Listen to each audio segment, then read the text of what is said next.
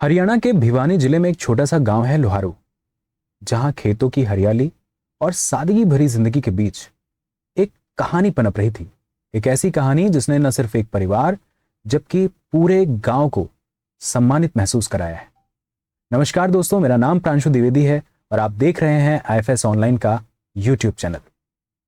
IFS एक ऐसा institute जहां मार्च 2025 में 1000 स्टूडेंट से भी ज्यादा नेट क्वालिफाई किया है। 1000 से ज्यादा सीएसआर नेट रिजल्ट प्रोड्यूस करने वाले इस इंस्टीट्यूट में सफलता की फेहरिस्त बहुत लंबी है। लेकिन आज कहानी सीएसआर के टॉप 10 में जगह बनाने वाली एक नायिका की, जिसका नाम पायल है। पायल 2020 में जयपुर से पोस्ट ग्रेजुएशन इन्होंने किया और इसके बाद तुरंत बीएड की डिग्री हासिल करी, क्योंकि सपना था एक पीजीटी टीचर बनने का। मेहनत ऐसी कि उस सपने को सच करने में कोई कसर नहीं छोड़ी। लेकिन जिंदगी हमेशा आसान राहें नहीं देती। पीजीटी की परीक्षा में चयन तो हो गया, लेकिन नियुक्ति की आखिरी सीढ़ी पर डॉक्यूमेंट वेरिफिकेशन में सब्जेक्ट एलिजिबिलिटी का कुछ लोचा फंसा, जिसके चलते पायल के सपनों को चकनाचूर हो जाना पड़ा। सब्जेक्ट से जुड़ा ऐसा विवाद कि उन्हें नौकरी उनकी हाथ से फिसल गई। जब सपने टूटते हैं तो दिल भी टूटता है। पायल के साथ भी यही हुआ। 2 साल तक अवसाद की, डिप्रेशन की गहरी खाई में डूबे रहने के बाद एक दिन हिम्मत जुटा करके पायल ने एक बार फिर से नई राह चुनी और इस बार नजर थी सीएसआर नेट पर। सोर्सेस की खोज में भटकते हुए एक दिन यूट्यूब पर पायल की नजर पड़ी आईएफएस चैनल पर, जहां इमोशन बैच में क्लास चल रही थी। क्लास को देखा और पहली ही 2 वीडियो में पायल को लग गया कि इस इंस्टीट्यूट में एडमिशन ले ही लेना चाहिए। पायल ने बिना देर किए आईएफएस का तुरंत बैच ज्वाइन किया, सीएसआर नेट का एग्जाम दिया। लेकिन जब ये एग्जाम दे रही थी उस समय ये जॉब कर रही थी PGT teacher, private PGT teacher के तौर पर। जॉब के साथ आधी अधूरी तैयारी से 89 परसेंटाइल ही बन पाए। लेकिन उसके बाद इन्होंने ठान लिया कि अगर इस सपने को पूरा करना है और सीएसआर को क्वालिफाई करना है तो एग्जाम अपनी जॉब से छुट्टी लेनी पड़ेगी। जॉब से छुट्टी लेकर के वापस तैयारी में जुट गई और इस बार इन्होंने सीएसआईआर में 9वीं रैंक हासिल करके सफलता का परचम लहराया है। टॉप 10 में किसी भी एग्जाम में जगह बनाना अपने आप में बड़ी बात होती है। पायल बहुत साधारण परिवार से हैं, जहां पर इनके पिता की एक छोटी सी दुकान है। बड़ी मेहनत, बड़ी लगन से, माता पिता के बड़े सपोर्ट से पायल आज जिस मुकाम पर पहुंची है, इन्होंने इस बड़े साधारण बैकग्राउंड से आने के बावजूद इतनी बड़ी सफलता कैसे हासिल करी है, आइए जानते हैं हम पायल से।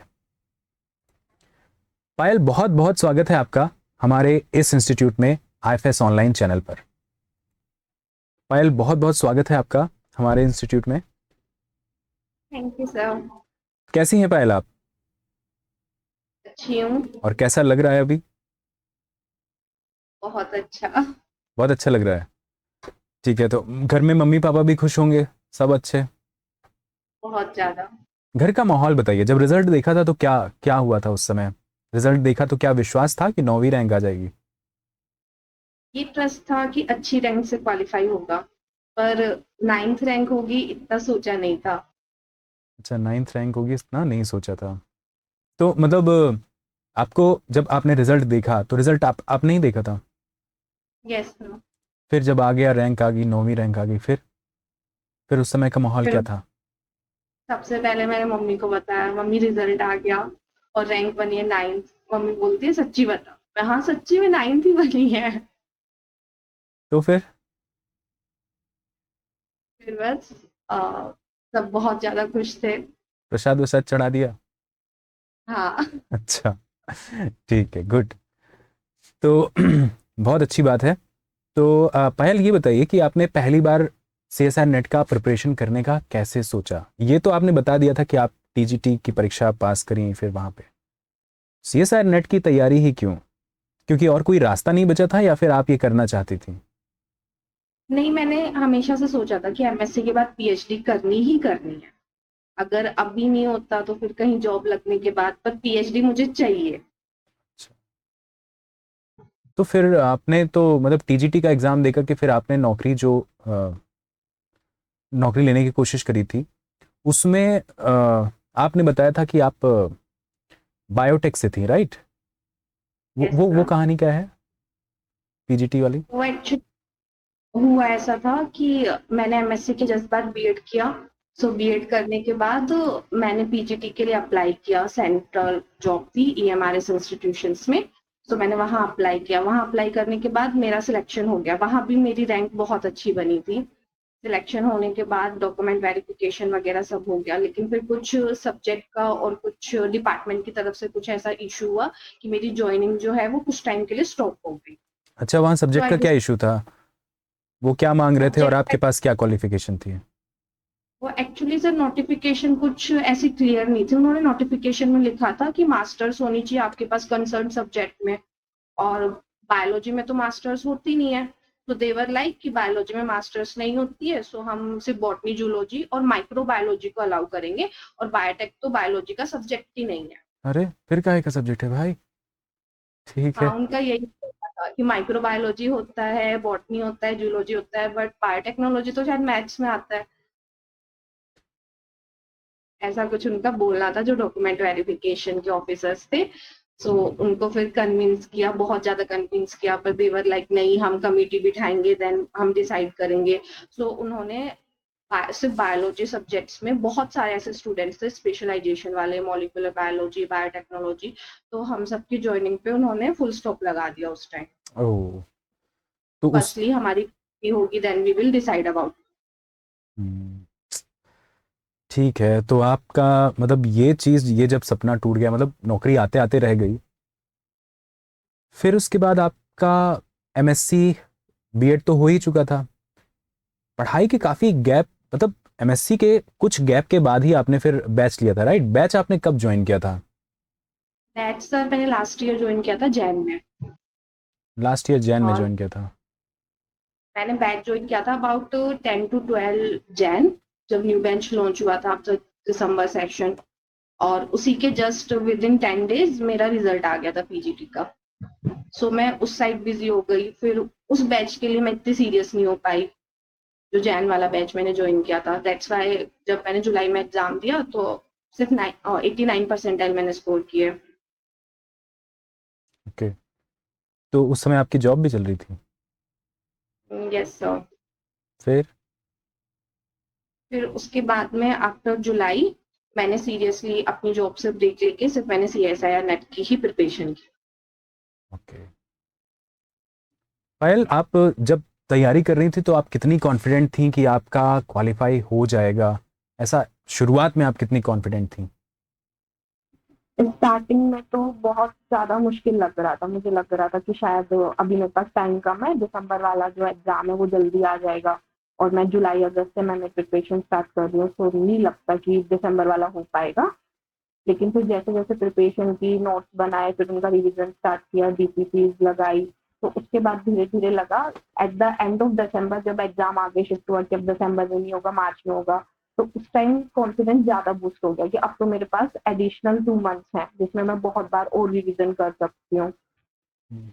आपने रिवीजन कितनी बार किया था? मैंने 2 से 3 टाइम्स हो गया था रिविजन। और कौन कौन सी यूनिट पढ़ी थी? मैंने molecular biology, cell biology, biochemistry, जो बेसिक यूनिट्स थी वो मैंने ऑलमोस्ट की थी, और कुछ ऐसी यूनिट्स थी जो कि मैंने कभी पढ़ी नहीं थी बीएससी एमएससी में, तो उन यूनिट्स में जो इम्पोर्टेंट टॉपिक्स थे वो मैंने कवर कर लिए थे। अच्छा, मतलब टोटल आपने कितनी यूनिट करी थी? मैंने 10 ऐसी यूनिट्स थी जो मैंने कंप्लीट की थी, एंड रेस्ट ऑफ 3 में जो इम्पोर्टेंट टॉपिक्स थे वो मैंने की। अच्छा, यानी आपने 10 यूनिट तो कम से कम कंप्लीट करी थी।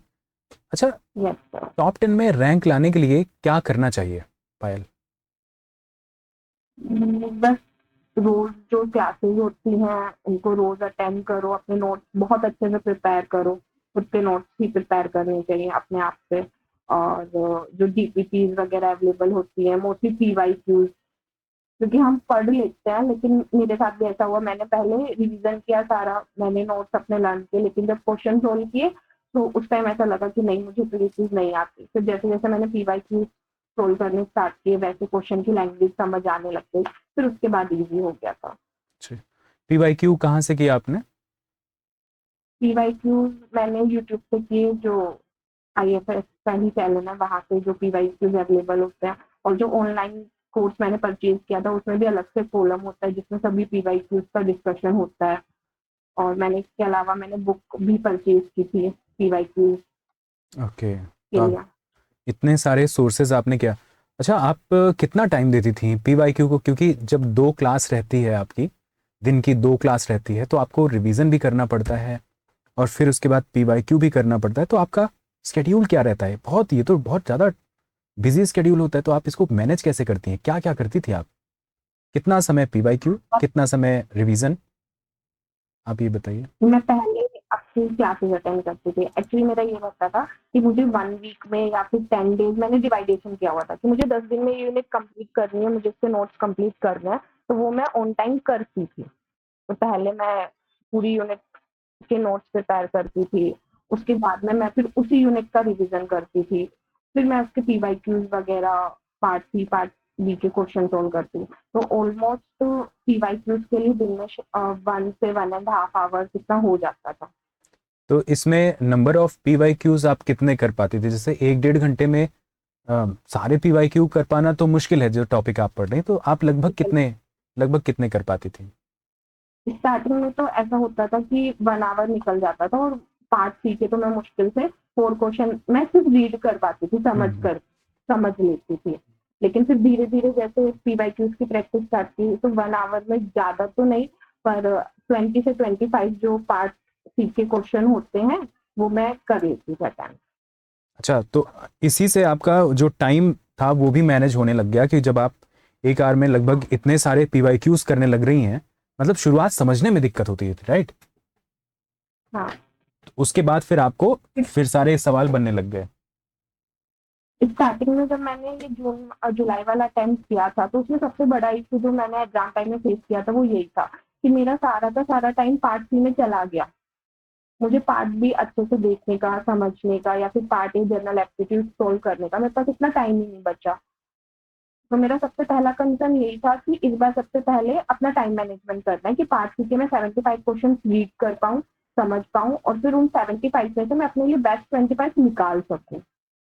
ओके, तो आप मतलब पिछली बार की जो गलतियां थी, इस बार आपने उसको दुरुस्त कर लिया, इस बार वो गलती नहीं करी। Good, good, good.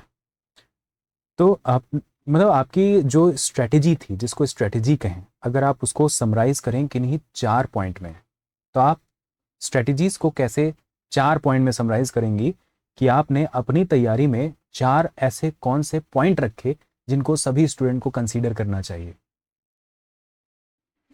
4 पॉइंट्स तो यही रहेंगे कि अपनी क्लासेस रेगुलर करो, बीच में गैप मत दो, अपने खुद के नोट्स प्रिपेयर करो, उनको रिवीजन करो। Revision is must. हम एक बार क्लास देखते हैं, हमें लगता है हाँ समझ आ गया, लेकिन फिर रिवीजन नहीं करते तो वो चीज़ भूल जाता है। और जो PYQs है वो भी मस्ट है। PYQ सोल्व करने से हमें पता चलता है कि हमें कितना आता है, कितना नहीं आता। मोस्टली ऐसा होता है कि वो टॉपिक हमें आता है, लेकिन जब पार्ट सी या बी में हम उसको क्वेश्चन देखते हैं तो हम इतना कंफ्यूज हो जाते हैं कि वो आता हुआ भी गलत हो जाता है।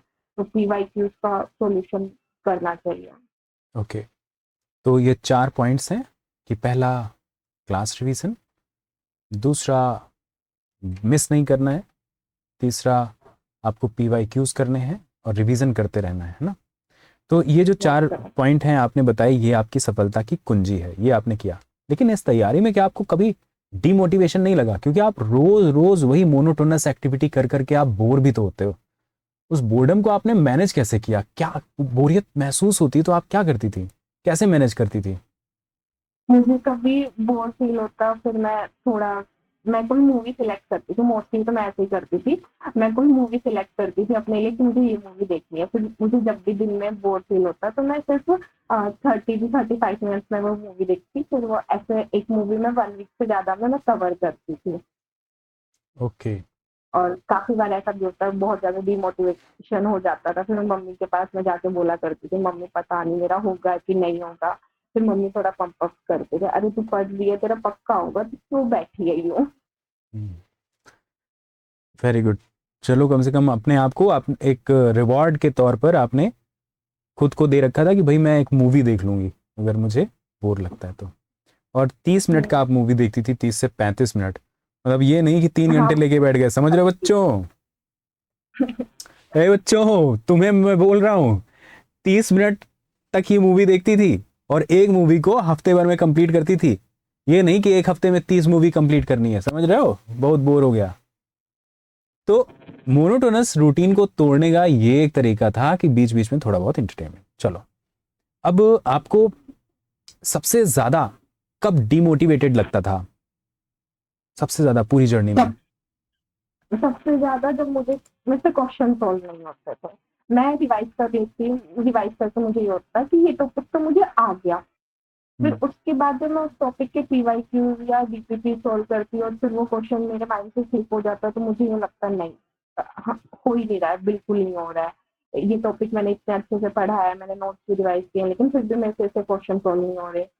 फिर ऐसा स्टार्टिंग में बहुत बार हुआ, देन मैंने यूट्यूब पे ही केसी सर का एक वीडियो फिर देखा जिसमें वो बहुत अच्छे से समझा रहे थे कि ऐसा पॉसिबल ही नहीं है कि आप कोई टॉपिक रीड करो फिर उससे रिलेटेड आप सभी क्वेश्चन सोल्व कर लो, हम्म, तो आपको उन क्वेश्चंस को छोड़ के फिर आगे भी चलना चाहिए। काफ़ी बार ऐसा होता है कि आपने कोई यूनिट नहीं पढ़ी है, लेकिन फिर भी आपको उसके बारे में कुछ जनरल नॉलेज है और उससे आपको वो क्वेश्चन सोल्व हो रहा है, तो आप वो क्वेश्चन कर लो। आप ऐसे किसी भी चीज़ के पीछे मत पड़ो कि मैंने तो ये यूनिट पढ़ी है और मैं तो इसी का क्वेश्चन सोल्व करूँगी। हम्म। तो उसके बाद में फिर थोड़ा मैंने इस चीज़ को समझा कि हाँ, अगर मैं कोई टॉपिक या मैं कोई यूनिट प्रिपेयर कर दूँ, तो ऐसा नहीं है कि उस यूनिट से 10 से 12 क्वेश्चन मैं सारे के सारे ही सोल्व कर लूँगी। होगा कुछ ऐसा कि मुझसे वो क्वेश्चन सोल्व नहीं होंगे। ठीक है, तो पायल एक और बात है कि जब आप क्वेश्चन करती हैं तो आप कहीं कि आपने मल्टीपल रिवीजन भी किया था और फिर क्वेश्चन किया तो आपसे बन गए। मल्टीपल रिवीजन की एक बड़ी बोरियत भरी बात होती है कि आप सेम इंफॉर्मेशन को जब बार बार पढ़ते हो तो सच में बहुत बोर लगता है।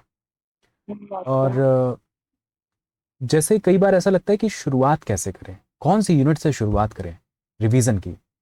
तो आप किस यूनिट को और क्यों रिवीजन में सबसे पहले रखती थी कि मैं इसको रिवाइज कर लूं? कौन सी यूनिट आपको कॉन्फिडेंस देती थी?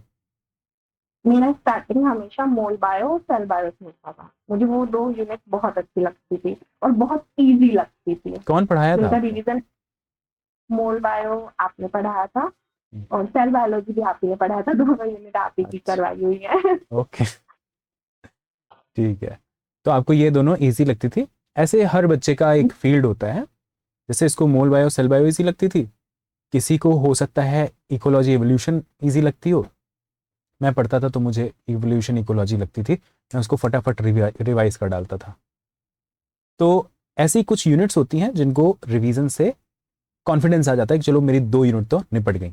सबसे कॉम्प्लेक्स आपको यूनिट कौन सी लगती थी जिसमें आपको लगता था कि इस यूनिट को कैसे रिवाइज करूं? सबसे कॉम्प्लेक्स क्या था? सबसे कॉम्प्लेक्स मुझे लगती है बायोकेमिस्ट्री। जो साइकिल्स होती हैं वो मुझे कभी याद नहीं होती। हम्म, तो फिर आप कैसे मैनेज कैसे करती थी आप बायोकेमिस्ट्री को? मैंने ये सोचा था कि मैं सिर्फ एग्जाम से 1 मंथ पहले मैं बायोकेमिस्ट्री स्टार्ट करूंगी, ओके। ताकि जो टॉपिक्स मैं रिवाइज करूँ वो मेरे माइंड में फ्रेश रहे। हम्म, फिर मैंने वही किया, मैंने एग्जाम से जस्ट 1 मंथ पहले मैंने सबसे लास्ट के लिए उस यूनिट को बचा के रखा कि मैं एग्जाम से सिर्फ 1 मंथ पहले वो यूनिट करूंगी। फिर मैंने स्टार्ट की वो बायोकेमिस्ट्री करनी, तो इस बार फर्स्ट टाइम ऐसा हुआ कि मैंने किसी तरह से पढ़ा तो मेरा थोड़ा इंटरेस्ट डेवलप हुआ कि नहीं, इतनी भी हार्ड है नहीं जितनी मैं सोचती हूँ। हम्म, सही बात है, हार्ड तो है नहीं। बच्चे ज़्यादातर डर जाते हैं न्यूमेरिकल्स और इन सबको देख करके, इक्वेशंस को देख करके डर जाते हैं, पर इतना हार्ड है नहीं। पढ़ो, कैसी सर पढ़ाते हैं तो बड़ा बड़ा अच्छा पढ़ाते हैं, सब आसान लगता है। तो पायल, एक और मैं सवाल पूछूंगा आपसे कि आप जब हॉल में बैठी थी तो आपको नर्वस फील हो रहा था एग्जाम हॉल में? बहुत ज्यादा, बहुत ज्यादा। फिर आप क्या क्या कैसा लगा आपको? जब तक मैंने पेपर स्टार्ट नहीं हुआ था, पेपर स्टार्ट होने से पहले मैं सिर्फ ये प्रे कर रही थी बस क्वेश्चन वो आए जो मैंने पढ़े हो, बस मेरा इस बार क्लियर हो जाए। फिर जैसे ही पेपर स्टार्ट हुआ, मैंने सबसे पहले मैंने पार्ट सी स्टार्ट किया, तो पार्ट सी के स्टार्टिंग के क्वेश्चन देख के मेरे को ऐसा लगा अरे ये क्वेश्चन भी मेरा किया हुआ है, ये क्वेश्चन भी मेरा किया हुआ है। फिर उसके बाद थोड़ा सा कॉन्फिडेंस बिल्डअप हुआ कि नहीं, मुझे आता है। ओके, तो पार्ट आपको ये क्यों लगा कि ये क्वेश्चन किया हुआ है? आपने मॉक टेस्ट दिया था क्या? हाँ, जो लास्ट में जो 5 मोड टेस्ट की सीरीज आई थी हाँ। वो मैंने ज्वाइन की थी और उससे क्वेश्चन थे।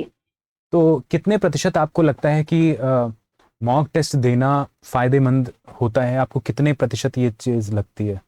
आप कितने परसेंट आई इसको थिंक मानते हैं? 100%, क्योंकि उससे पहले मैं सिर्फ पीवाईक्यू सोल्व कर रही थी, लेकिन मैंने टेस्ट वगैरह दिए नहीं थे, तो मुझे एक आइडिया नहीं था कि मैं किस लेवल पे हूँ। लेकिन पीवाईक्यू सोल्व करके मुझे ये लगता था कि बस मुझे आता है, लेकिन ये आइडिया नहीं हो पा रहा था कि मेरे मार्क्स वगैरह मैं कितना स्कोर कर लूंगी। लेकिन जब मैंने टेस्ट वगैरह लगाए तो उसमें फिर जो मेरी एवरेज आ रही थी वो 145 टू 150 रह रही थी। क्वेश्चन जो समझ नहीं आ रहे थे फिर उनका सॉल्यूशन मैं देख रही थी, और सेम चीज मेरे साथ हुई पेपर में भी जो मेरी एवरेज रही वो यही रही 150। ओके, तो आपके कितने मार्क्स थे पायल? टोटल मार्क्स कितने थे आपके? टोटल मार्क्स मेरे वैसे थे आंसर की के according 150, but due to normalisation 2 marks less हो गए। ओके, आप मॉर्निंग में थी या इवनिंग में? Morning shift. मॉर्निंग शिफ्ट में। ओके, तो आपको एग्ज़ाम कैसा लगा था? इजी लगा था, मॉडरेट लगा था, टफ लगा था? फर्स्ट टाइम ऐसा हुआ कि मुझे ऐसा लगा कि एग्जाम तो बहुत ईजी है, क्योंकि मुझे सब आता था। क्योंकि आप आईएफएस से पढ़ी थी, और इस बार जानती हैं आप 1000 बच्चे क्वालिफाई किए आईएफएस से। 1000, ये नंबर ही बहुत बड़ा है। मतलब 2000 सीट में आप 50% तो आईएफएस के बच्चे हैं। इतना बड़ा नंबर है, और उसमें आप लोग ऐसे हैं, मतलब टॉप 10 में 5 रैंक यहाँ से आई है आईएफएस से, टॉप 10 में। तो बस ऐसे ऐसे बच्चे अब पढ़ने वाले आ गए हैं, तो अब तो रैंक आएगी। अच्छा पायल, एक बताइए कि आप क्या अपना जो अलॉटेड टाइम होता है, 3 घंटे में आपने एग्ज़ाम फिनिश कर लिया था? Yes sir. ओके, आपने सबसे पहले क्या किया? इजी क्वेश्चंस देखे, यानी उस समय स्ट्रेटजी क्या रखी आपने? एग्ज़ाम देते वक्त क्या स्ट्रेटजी थी? सबसे पहले मैंने स्टार्टिंग पार्ट सी से की। पार्ट सी में मैंने सबसे पहले वो क्वेश्चन, रीडिंग तो मैंने सारे क्वेश्चन किया, ऐसा कोई भी क्वेश्चन नहीं था जो मैंने रीड नहीं किया। मैंने सारे क्वेश्चन को रीड कर किया, लेकिन कुछ ऐसी यूनिट्स थी जैसे डाइवर्सिटी वगैरह जो मैंने नहीं करी थी, तो उनके क्वेश्चन मैंने टोटली इग्नोर किए। कुछ क्वेश्चन ऐसे थे जिनमें मैं बिल्कुल श्योर थी, तो उनको मैंने एट द टाइम साथ में टिक किया कि इन क्वेश्चन फिर मुझे दोबारा टाइम वेस्ट ना करना पड़े। और कुछ क्वेश्चन ऐसे थे जिसमें मैं थोड़ा सा कंफ्यूज थी कि मुझे सोचने के लिए टाइम चाहिए, उनको मैंने रिव्यू में डाल दिया। तो सबसे पहले पार्ट सी सोल्व किया, then go for part B, और सबसे लास्ट में पार्ट ए। कितना कितना किस सेक्शन को आपने समय दिया था? सर पार्ट सी सोल्व करने में मुझे ऑलमोस्ट 1.5 आवर से ज़्यादा लग गया, तो 50% से ज़्यादा टाइम फॉर पार्ट सी। फिर जो पार्ट बी था उसके क्वेश्चन काफ़ी डायरेक्ट थे, तो उसमें जो टाइम मैनेजमेंट था उसमें कोई इशू नहीं आया। About half an hour to 35 minutes हो गया था वो। और पार्ट ए थोड़ा मैथ्स से मुझे वैसे ही डर लगता है, मैं थोड़ा कम ही अटेम्प्ट करती हूँ, तो जो क्वेश्चन डायरेक्ट थे वो मैंने किए। और कितने जिन सवाल किए थे? क्वेश्चन में ऐसा था, सर फॉर पार्ट ए मैंने किए थे अबाउट 7 to 8 क्वेश्चन। और सही कितने थे? शायद 2 क्वेश्चन मेरे गलत थे, बाकी सही थे। चलिए, बहुत अच्छी बात है। तो आपने न्यूमेरिकल वाले उसमें छोड़ दिए थे, और जो थोड़ा सा ठीक ठीक लग रहे थे वो कर लिए थे? जैसे वेन डायग्राम्स वगैरह के कुछ क्वेश्चन आते हैं, ग्राफिकल क्वेश्चन आते हैं जो काफी डायरेक्ट होते हैं, जिनमें कोई सॉल्यूशन नहीं करना पड़ता, तो मैंने ऐसे क्वेश्चन को ही अटेम्प्ट किया पार्ट ए में। ठीक है। पार्ट सी में सबसे इजी यूनिट आपको कौन सी लग रही थी करते वक्त, जिसके सेल क्वेश्चन देख के बायो। मजा आ गया? सेल बायो, उसके क्वेश्चन देख के मुझे ये लगा कि बिल्कुल डायरेक्ट क्वेश्चन है, बस अटेम्प्ट करना है। ओहो, चलो अच्छी बात है भाई।